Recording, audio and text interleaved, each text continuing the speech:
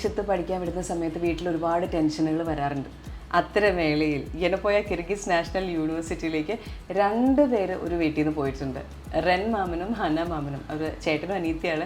അപ്പോൾ അവരുടെ വീട്ടിലാണ് ഞാനിപ്പോൾ ഉള്ളത്. ഒരാളെ തന്നെ വിടാൻ നേരത്ത് ഒത്തിരി പേര് ടെൻഷൻ പറയാറുണ്ട്, വിദേശത്ത് പോയി പഠിക്കുന്നു, മെഡിസിൻ പഠിക്കുന്നു, ഭയങ്കര സ്ട്രെസ്ഫുൾ ആയിട്ടുള്ള കോഴ്സാണെന്ന്. അപ്പോൾ ഈ 2 പേരെ വിട്ട് വീട്ടിലെ ഇപ്പോഴത്തെ അവസ്ഥ എന്താണ്? ആക്ച്വലി അതിൻ്റെ ലോൺലിനെസ് ഉണ്ട് നമുക്ക്. കാരണം 2 പേരും ഒരുമിച്ച് പോകുക എന്ന് പറയുമ്പോൾ പെട്ടെന്ന് ആക്ച്വലി ആദ്യം മോന മാത്രമായിരുന്നു പോകാനായിട്ട് ആഗ്രഹിച്ചത്. അപ്പം മോള് പറഞ്ഞു, ഞാൻ പറഞ്ഞു 1 വർഷം ഇവിടെ നീറ്റ് റിപ്പീറ്റൊക്കെ ചെയ്യും എന്ന് പറഞ്ഞപ്പം വൈഫാ പറഞ്ഞ് 2 പേരോട് ഒരുമിച്ച് പോട്ടെ, അവൻ ഒറ്റയ്ക്ക് പോകുമ്പോൾ അവനൊരു കൂട്ടാകുമല്ലോ. ആദ്യം അപ്പം മോൾക്ക് ആദ്യം ഒരു ബുദ്ധിമുട്ടുണ്ടായിരുന്നു. പക്ഷേ പിന്നീട് അവൾ തന്നെ പറഞ്ഞു ഇപ്പോൾ എടുത്ത ഡിസിഷൻ ഭയങ്കര നന്നായിപ്പോയി. കാരണം അവർ വേറൊരു രാജ്യത്തായിരിക്കുമ്പം അവർക്ക് അങ്ങോട്ടും വളരെ ഹെൽപ്ഫുള്ളായി. അവർ പറഞ്ഞു ഞങ്ങളുടെ ഇത് കുറച്ചുകൂടി ബോണ്ട് കൂടി എന്നാണ് പറഞ്ഞു. അവൻ എന്നെ ഒത്തിരി ഹെൽപ്പ് ചെയ്യുന്നു, അവൾ ഇത് ചെയ്യുന്നു. അപ്പോൾ ആ ഡിസിഷൻ നന്നായെന്ന് ഞങ്ങൾക്ക് പിന്നീട് തോന്നിയത്. ചേച്ചിക്കൊരു മെഡിക്കൽ ബാക്ക്ഗ്രൗണ്ട് ഉള്ള ഒരാളാണ്. അപ്പോൾ ഈ MBBS പോലൊരു കോഴ്സ് സ്ട്രെസ്ഫുൾ ആയിട്ടുള്ള കോഴ്സാണ്. അപ്പോൾ ചെല്ലുന്നതിന് മുന്നേ പുതിയൊരു, അത് എനപ്പോയുടെയാണ്, നമുക്ക് ആ ബ്രാൻഡ് എല്ലാം അറിയാമെങ്കിലും നമ്മൾ വിചാരിക്കുന്ന കാര്യങ്ങളുണ്ട്, ഇന്ന കാര്യങ്ങൾ അവിടെ എന്നുള്ളത്. ചെന്ന് കഴിഞ്ഞിട്ട് ഇപ്പം ഹനയും റെന്നും ആണെങ്കിലും വിളിച്ചിട്ട് എന്നാ പറഞ്ഞു, അവർ ഹാപ്പിയാണോ? ശരിക്കും ആദ്യം പറഞ്ഞില്ലേ ഒരു കുട്ടിയെ വിടുമ്പോൾ ഉള്ളൊരു സ്ട്രെസ്സ്, എന്നാൽ ഞങ്ങൾക്ക് ആ സ്ട്രെസ് ഇല്ലിപ്പോൾ. അവർ 2 പേരായതുകൊണ്ട്. ഈവൻ റെൻ ആദ്യം പോയിരുന്നു എങ്കിൽ ശരിക്കും അവൻ തിരിച്ചിങ്ങോട്ട് തന്നെ വന്നേനെ 100%. കാരണം ആ ഒരു ഹോം സിക്നെസ് എന്ന് പറയുന്ന സാധനം ശരിക്കും ഉള്ളൊരു കുട്ടിയാണ്. പക്ഷെ ഹന്ന അങ്ങനെയല്ല, കുറച്ചും കൂടെ ഒരു നല്ല രീതിയിൽ അങ്ങനെയുള്ള ആൾക്കാരെ ഒന്ന് ടേക്കപ്പ് ചെയ്യുന്ന ഒരാളാണ്. അപ്പോൾ 2 പേരും കൂടെ ആയപ്പോൾ ശരിക്കും they are just enjoying that. പിന്നെ ഈ പിള്ളേരെ പഠിക്കാൻ വിടുന്ന സമയത്ത് ഇപ്പം ഇത് ഒരു സിബ്ലിംഗ് ഉണ്ട്, പക്ഷെ സുഹൃത്തുക്കൾ ഭയങ്കര ഇമ്പോർട്ടൻ്റ് ആണല്ലോ ചേട്ടാ. അപ്പോൾ അവിടെ ചെന്നിട്ട് ഇപ്പം റെന്നെ വിളിച്ചിട്ട് അല്ലെങ്കിൽ ഹന്നയാണെങ്കിൽ വിളിച്ചിട്ട് ഈ കമ്പൈൻഡ് സ്റ്റഡി, അവർ ഒരുമിച്ചിരിക്കൽ, പുറത്തു പോക്ക്, ആ ഒരു കമ്മ്യൂണിറ്റിയെക്കുറിച്ച് എന്താ പറഞ്ഞത്? അത് ഭയങ്കര ഇമ്പോർട്ടൻ്റ്. കാരണം ഞങ്ങൾ ഈ ഫസ്റ്റ് ഡേ ആകുമ്പോൾ ഇവർ ഒത്തിരി, ഞങ്ങൾ ഭയങ്കര ഡൗൺ ആയിരുന്നു അവിടെ പുതിയ സാഹചര്യത്തിൽ. കാരണം അവർ ഫസ്റ്റ് സ്റ്റാൻഡേർഡ് തൊട്ട് +2 വരെ വീട്ടിൽ തന്നെ നിന്നവരാ.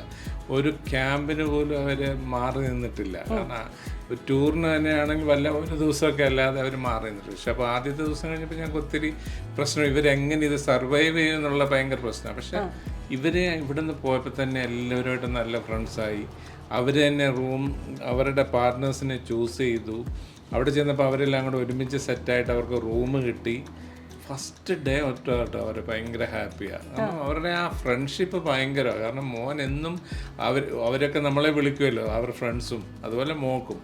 അവരൊക്കെ നമ്മളെ നമ്മുടെ കഥകൾ അവരോട് പറയും, അവർ നമ്മളെ വിളിക്കും. അപ്പോൾ അവരുടെ ഫ്രണ്ട്ഷിപ്പ് ഭയങ്കര, പ്രത്യേകിച്ച് അവിടുത്തെ ഈ ബ്ലോക്ക് പിള്ളേർ തമ്മിൽ ഭയങ്കര ഫ്രണ്ട്ഷിപ്പാണ്. അതൊരു വലിയ ഇതാണ്. മറ്റേത് നമ്മൾ ഇവിടെ ഒരു റെഗുലർ കോളേജിൽ കേരളത്തിലോ ഇപ്പോൾ കർണാടകയിലോ തമിഴ്നാട്ടിലൊക്കെ വിടുമ്പോൾ നമ്മളെ ഏറ്റവും വലിയ പ്രശ്നം ഇവിടുത്തെ റാഗിങ് പ്രശ്നങ്ങൾ, അതൊക്കെ ഞങ്ങൾ വല്ലാതെ ബുദ്ധിമുട്ടി. കാരണം മോൻ ഇതൊക്കെ സർവൈവ് ചെയ്യുമോ എന്നുള്ള പേടി. അവൾ കുറച്ചുകൂടെ ഒക്കെ നിന്ന് കൊടുക്കും. പക്ഷേ അതൊന്നും ഇല്ലാതെ വളരെ ഞങ്ങൾക്കും പീസ്ഫുള്ളായി പോകും. എല്ലാ ദിവസവും വിളിക്കുമ്പോഴും അവരെ കംഫർട്ടബിളാണ്. നമ്മൾ ടെൻഷനാണോ എന്ന് മാത്രമേ അവർ ചോദിക്കുന്നുള്ളൂ. ഞങ്ങളെ കാണാണ്ട് നിങ്ങൾ വിഷമിക്കുന്നുണ്ടോ? പിന്നെ അതുപോലെ അവിടുത്തെ പഠിപ്പിക്കൽ നമ്മൾ വിടുന്നത് എൻഡ് ഓഫ് ദി ഡേ എന്തിനാണ്, മെഡിസിന് വേണ്ടിയിട്ടാണല്ലോ. അപ്പോൾ അത് എത്രത്തോളം സ്ട്രിക്റ്റ് ആണ്, കോഴ്സ് എങ്ങനെയാണ്, പിള്ളേരെ പഠിപ്പിക്കുന്നത്, അവർ അതിൻ്റെ കാര്യങ്ങളൊക്കെ എങ്ങനെയാണ് ചേച്ചി? ആ കാര്യത്തെക്കുറിച്ച് നമുക്കൊരു ചെറിയ കൺസേൺ ഉണ്ടായിരുന്നു ശരിക്കും പറഞ്ഞു കഴിഞ്ഞാൽ. പക്ഷേ അവിടുത്തെ ഉള്ള ആ ഒരു സിമുലേഷൻ ലാബ് അങ്ങനെയുള്ള കാര്യങ്ങളെല്ലാം നമ്മളൊന്ന് പഠിച്ചിരുന്നു. അപ്പം അങ്ങനെയുള്ളൊരു വെർച്വൽ റിയാലിറ്റിയിൽ അവർ പഠിക്കുക എന്ന് പറയുമ്പോൾ കുറച്ചും കൂടെ ഒരു റിയലിസ്റ്റിക്കായിട്ട് അവർ പഠിക്കുന്നത്. ആ ഒരു പഠിത്തം തന്നെയാണ് ശരിക്കും വേണ്ടത്. നമ്മളത് എക്സ്പെക്റ്റ് ചെയ്യുന്നത്. അപ്പോൾ അതവർക്ക് കിട്ടുന്നുണ്ടെന്നുള്ളതാണ് ഏറ്റവും വലിയൊരു സന്തോഷം. ഇത് കഴിഞ്ഞു കഴിയുമ്പം അവർ മനസ്സിലാക്കി ഇറങ്ങി വരിക എന്ന് പറയുന്നത് വളരെ ഒരു ഇമ്പോർട്ടൻ്റ് കാര്യമാണ്. വെറുതെ എന്തോ കാണാപ്പാടം പഠിച്ചിട്ടല്ല അവരിറങ്ങി വരുന്നത്. അതാണ് നമുക്ക് വേണ്ടത്. പ്രത്യേകിച്ച് ഞങ്ങൾ ഓരോ സബ്ജക്റ്റ് വൈസ് ചോദിക്കാറുണ്ട്. അനാട്ടമി ഒക്കെ ആദ്യം തുടങ്ങിയപ്പോൾ അതവർക്ക് ഇപ്പോൾ നന്നായിട്ട് അവരെ പഠിപ്പിക്കുന്നവർക്ക് നന്നായി അത് എൻജോയ് ചെയ്യാൻ പറ്റുന്നുണ്ടെന്ന് പറയുന്നത്. പ്രത്യേകിച്ചും അനാട്ടമി, ഫിസിയോളജി, വേറെ മറ്റേ ഹിസ്റ്റോളജി, അതിലൊക്കെ അവരുടെ കഴിഞ്ഞ ഒരു ആവറേജ് മാർക്ക് നോക്കുമ്പം അവർ നന്നായിട്ട് ചെയ്തതായിട്ട് ഞങ്ങൾക്ക് ഫീൽ ചെയ്യുന്നുണ്ട്. പിന്നെ ഞാൻ കേട്ടു കുറച്ച് സ്ട്രിക്റ്റ് ആണ്, അതായത് നമ്മൾ വളരെ ഫസ്റ്റ് ഇയർ തൊട്ടും വളരെ ശ്രദ്ധിച്ച് ഇപ്പോൾ സമയമൊക്കെ വെച്ചിട്ടാണ്, ഹോസ്റ്റലാണെങ്കിലും എല്ലാം ടീച്ചർമാർ അവരുടെ കൂടെ താമസിക്കുന്നുണ്ട്, എല്ലാം കൊണ്ടും നമ്മൾ ഈ പുറത്തോട്ട് പോകുമ്പോൾ ഫ്രീഡം കൂടുതൽ കിട്ടും എന്നുള്ളൊരു, അങ്ങനെ അല്ല എന്നുള്ളതാണ് ഞാൻ കേട്ടതല്ലേ? തീർച്ചയായും അവിടെ അങ്ങനെ ഒരു ഫ്രീഡം ഇല്ല. ശരിക്കും ടൈം ബൗണ്ടഡ് ലേണിംഗ് ആണ്. ടൈം ബൗണ്ടഡ് ലേണിംഗ് എന്ന് പറയുമ്പോൾ തന്നെ നമ്മൾ ഫ്രീ ആയിട്ടിരിക്കുമ്പോഴാണ് പിള്ളേർക്ക് വേറൊരു ചിന്താഗതി വരുന്നത്. അതില്ല അവിടെ. എപ്പോഴും പരീക്ഷകൾ, ടോട്ടലി എൻഗേജ്ഡ് ആണ്. ടോട്ടലി എൻഗേജ്മെൻ്റ് ആണ് വേണ്ടത്. ഇപ്പം കറൻറ്റ് സിറ്റുവേഷനിൽ അതാണ് വേണ്ടത്. കാരണം നമുക്ക് കുട്ടികൾക്ക് വേറൊരു എക്സ്പോഷർ കിട്ടാൻ പാടില്ല. പഠിക്കാൻ പോകുമ്പോൾ പ്രത്യേകിച്ച് മെഡിസിൻ എന്ന് പറഞ്ഞാൽ ശരീരം അവർക്ക് വേണം, അവർക്ക് വേറെ എൻ്റർടൈൻമെൻറ്റ് വേണം, അത് വേണ്ട എന്നുള്ളതല്ല.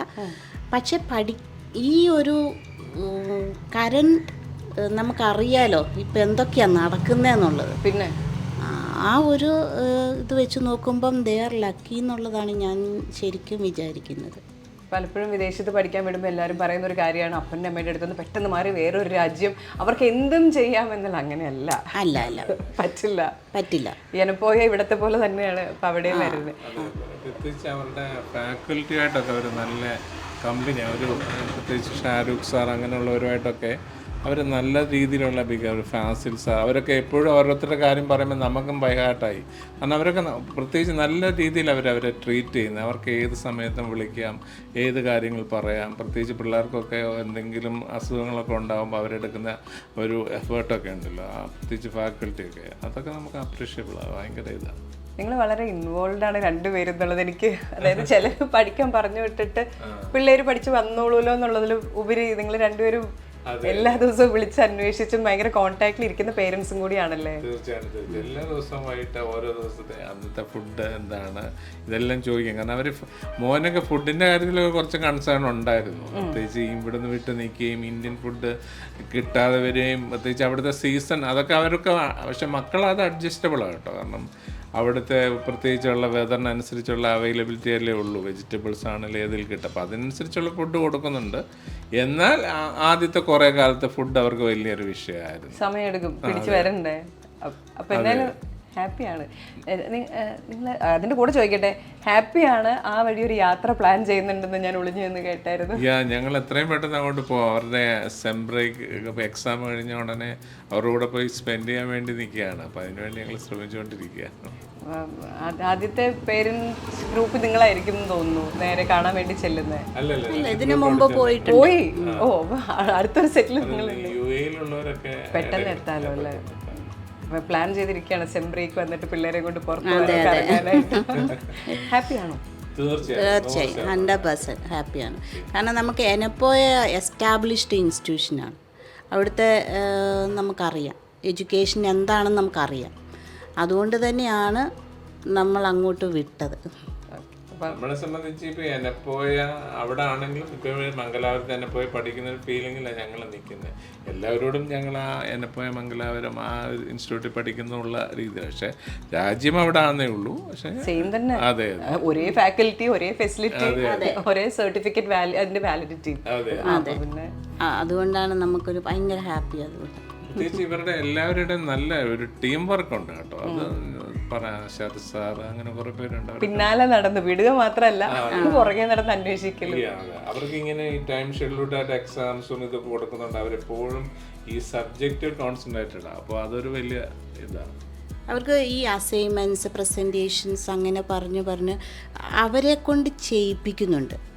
അങ്ങനെ ചെയ്യുമ്പോൾ ഇവർ റുട്ടീനായിട്ട് ഞങ്ങൾക്ക് ഇന്നതുണ്ട് അതുണ്ട് എന്ന് പറഞ്ഞിങ്ങനെ എപ്പോഴും എൻഗേജ്ഡാണ്. അത് തന്നെയാണ് നമുക്കും വേണ്ടത്. അതായത് ഈ ഒരു 4 മാസം കൊണ്ട് ഞങ്ങളൊരു മെഡിക്കൽ സ്റ്റുഡൻസ് ആയി എന്ന് അവർക്ക് ബോധം വന്നു. അവരോരോ കാര്യങ്ങൾ സംസാരിക്കാം. അപ്പോൾ അവരിൽ അങ്ങനെ ഒരു കാര്യം അവർക്ക് ചെയ്തു കൊടുക്കാൻ പറ്റി. അതിൽ ഞങ്ങൾ ഭയങ്കര ഹാപ്പിയാണ്. ഒരുപാട് സന്തോഷം റെന്നിൻ്റെയും ഹന്നയുടെയും വീട്ടിൽ ഞങ്ങൾക്ക് വരാൻ സാധിച്ചതിലും നിങ്ങൾ എന്താ ഫീൽ ചെയ്യുന്നതെന്ന് അറിയാൻ പറ്റിയതിലും. നമ്മൾ പറഞ്ഞു ഞങ്ങളെ കാണാൻ വന്നതിൽ പ്രത്യേക സന്തോഷം. അപ്പോൾ നമ്മൾ നേരത്തെ പറഞ്ഞ പോലെ തന്നെ വെറുതെ കയറ്റി വിടല്ല, പിള്ളേർ അതിനുശേഷം പഠിക്കുന്നുണ്ടോ, അവരുടെ ഫുഡ് എങ്ങനെയാണ്, അവരുടെ ചുറ്റുപാട് എങ്ങനെയാണ്, അവരുടെ ആരോഗ്യം എങ്ങനെയാണ്, രീതികൾ എങ്ങനെയാണ്, അവരെന്താ അവിടെ ചെയ്യുന്നത് എന്നെല്ലാം അറിയാനായിട്ട് നമ്മൾ പ്രത്യേക ശ്രദ്ധ എടുക്കുന്നുണ്ട്. അപ്പോൾ വീണ്ടും അടുത്തൊരു യാത്രയിൽ കണ്ടുമുട്ടാം.